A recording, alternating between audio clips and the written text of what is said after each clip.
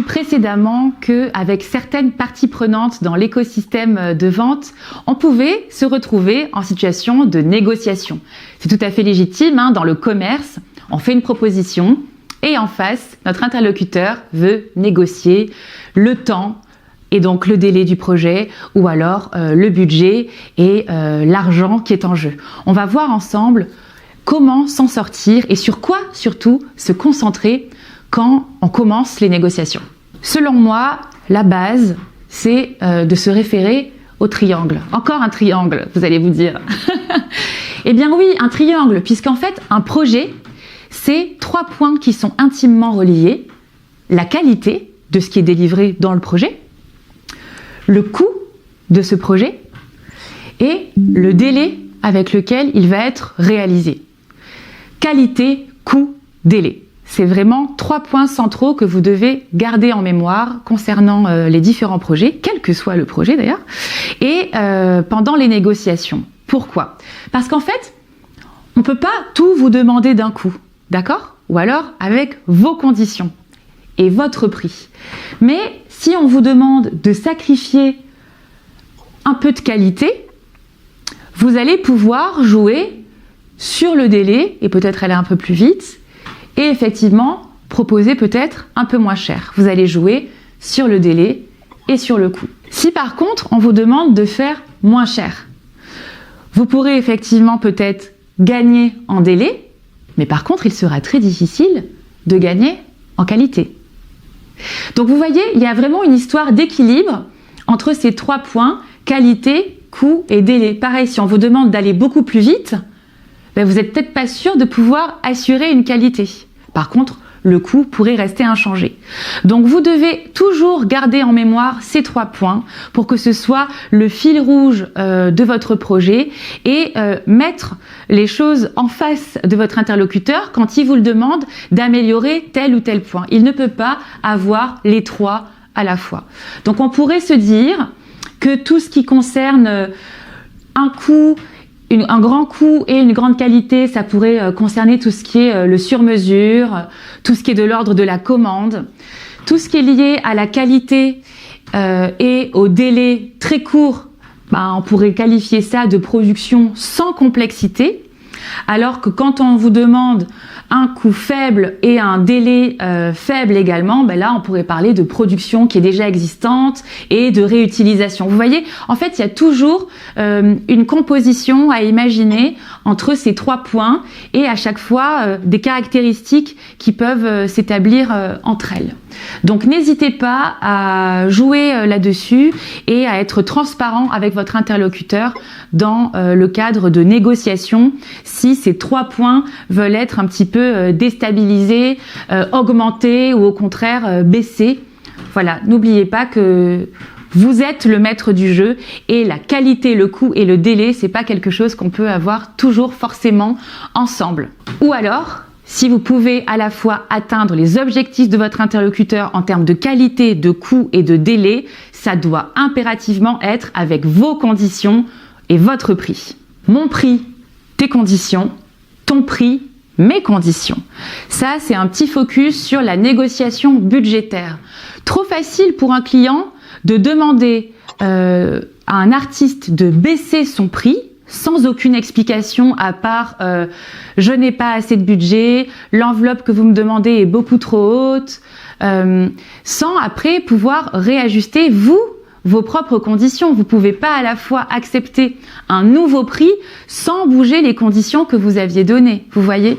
Donc n'oubliez jamais ce dicton, ce mantra presque en négociation qui est mon prix, tes conditions.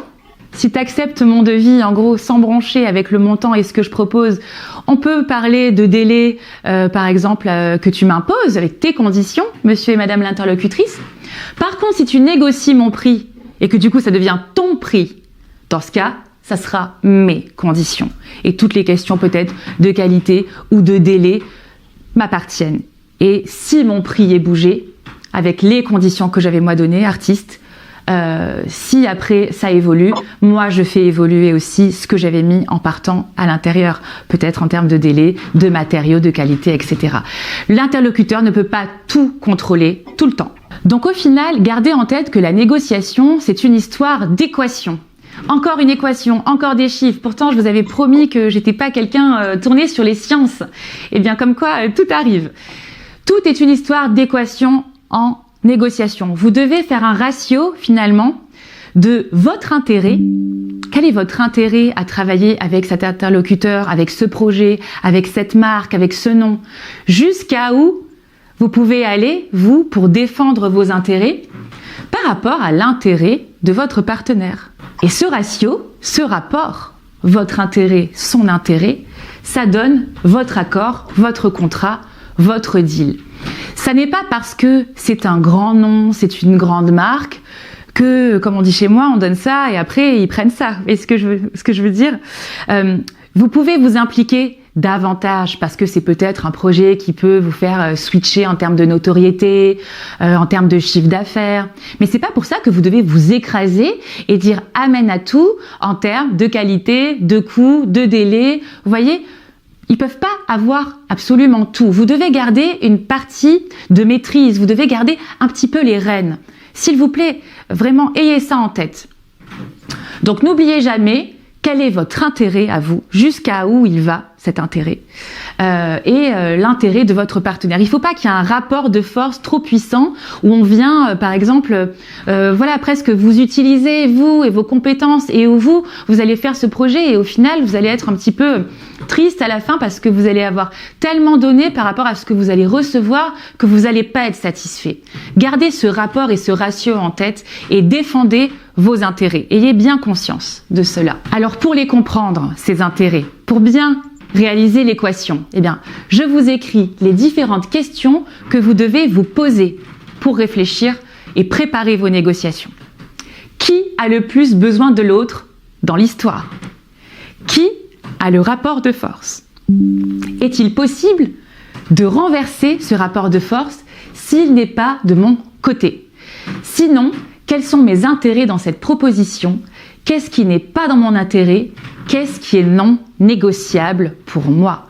Prenez votre workbook, travaillez sur ces questions en prenant un cas concret de projet et vous verrez que d'y répondre, ça va vous tracer comme un chemin de fer et vous y verrez beaucoup plus clair au moment des négociations. Il y a des choses que vous ne voudrez pas bouger parce que c'est trop important pour vous, trop important pour votre production, trop important pour votre démarche artistique, et il y a des choses que vous serez peut-être prêt à laisser, à négocier, à discuter. Vous voyez?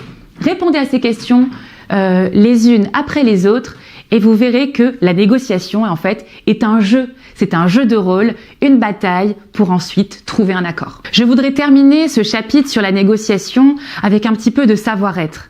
Parce que tout ça est très business au final, mais dans le travail, vous savez, il y a aussi des relations. Et c'est ça qui est beau, surtout dans notre métier artistique. Mais c'est pas parce qu'il y a des relations qu'on doit aussi s'écraser, se faire avoir. Et c'est très important de s'affirmer. Donc, en termes de savoir-être, je vous recommande toujours d'être sympathique. Parce qu'on peut être ferme, clair, dur en affaires et sympathique. N'oubliez pas le pouvoir du sourire, de la voix qui est posée. N'oubliez pas de communiquer et de donner vos informations toujours sur un ton qui est calme et de ne pas être dans la réaction. Exemple, vous recevez un mail qui vous déstabilise un petit peu, voire qui vous met en colère, qui vous tend, comme on dit. C'est pas une très bonne idée de prendre son téléphone dans la foulée, ou c'est pas une très bonne idée de répondre au mail immédiatement. Laissez-vous un peu de temps, laissez la nuit passer, parlez-en avec quelqu'un de confiance pour dédramatiser et redescendre, comme on dit, et ensuite votre argumentaire sera beaucoup plus posé. Vous savez, les inconscients, ça rencontre d'autres inconscients. Donc on a beau écrire dans un mail « je ne suis pas du tout tendu et je ne prends pas votre proposition comme une agression », si c'est comme ça que vous le vivez, si c'est comme ça que vous le sentez, ça va s'entendre derrière le mail, ça va s'entendre derrière un SMS, ça va se sentir. Donc redescendez, reprenez un petit peu de hauteur sur la situation, ne prenez pas les choses personnellement, n'oubliez pas que la négociation est un jeu de rôle et soyez sympathique dans le calme et pas dans la réaction quand vous transmettez vos informations.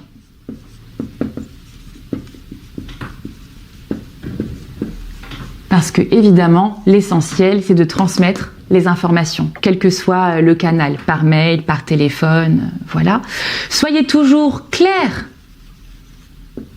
Ne faites pas des paragraphes et des paragraphes pour vous justifier, vous confondre en excuses parce que vous demandez tel prix, vous comprenez la hausse des matériaux. Non, soyez clair, allez droit au but, toujours avec sympathie.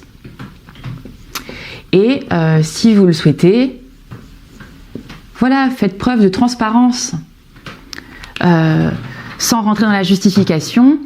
Mais voilà, dites que votre travail mérite ce type de valeur-là, que ça fait tant d'années que vous le faites, que vous côtoyez aussi d'autres artistes qui pratiquent ce type de prix, que vous savez que c'est juste, qu'en toute transparence, voilà, vous donnez ce prix, voilà, et sans rentrer dans la justification, vous êtes clair et vous donnez les informations de façon transparente. Voilà.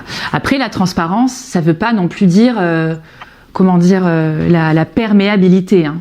Vous avez le droit aussi de garder votre jardin secret et de ne pas tout dire. Voilà. L'idée derrière la transparence, c'est de rien cacher, de ne pas être dans la mesquinerie, d'être dans la franchise. Voilà. C'est tout ce que je vous conseille en termes de savoir-être dans vos relations. Mais vous avez le droit, évidemment, de garder votre jardin secret pour vous protéger,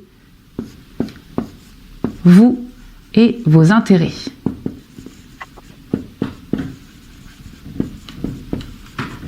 Vos intérêts, c'est la priorité, vos intérêts, les artistes. Vous devez absolument les préserver. Mon dernier conseil, c'est que vous devez toujours travailler dans un rapport de confiance avec vos clients, mais c'est pas parce que vous accordez la confiance que vous tombez dans la naïveté. Faites attention, ça n'est pas parce que vous avez un client de longue date que les négociations ne peuvent pas surgir assez soudainement. Les relations professionnelles sont des relations professionnelles. Même si des histoires amicales très sympathiques, des moments qui semblent intimes peuvent s'instaurer dans vos rapports, s'il vous plaît, ne perdez jamais de vue que ce sont des relations professionnelles. Ça vous évitera des déceptions. Parfois, les choses peuvent bouger, peuvent évoluer et ça peut très bien vous arriver qu'un client de confiance, de façon très soudaine, vous demande de baisser le prix, de faire avec tel et tel délai par rapport à avant. Vous avez évidemment le droit d'accepter et vous avez évidemment le droit d'être souple pour arranger, pour être, comme on dit, commercial. Mais par contre, vous ne devez jamais perdre de vue vos intérêts. Donc si aider l'autre, ça vient rogner sur vos intérêts à vous, warning, attention, vous prenez une pente glissante. Et c'est là où vous pouvez revenir à la transparence en disant à votre client que vous adorez, votre collectionneur favori, votre architecte qui vous a déjà fait travailler pour un projet précédent l'année d'avant. Attention, moi je suis gentille, je veux bien collaborer avec toi, je veux bien faire un effort, mais là, je ne sers plus mes propres intérêts. Donc, vous comprendrez que je ne peux pas accepter ce point-là, je ne peux pas accepter ce point-ci, mais par contre, je suis prête à discuter sur celui-là et sur celui-ci. Très important de rester ferme là-dessus et affirmer. Ça ne fait pas de vous quelqu'un dur en affaires, pas agréable, décevant, pas reconnaissant. Non, non, non. Ça fait de vous quelqu'un qui fait attention à ses propres intérêts et c'est de loin la priorité.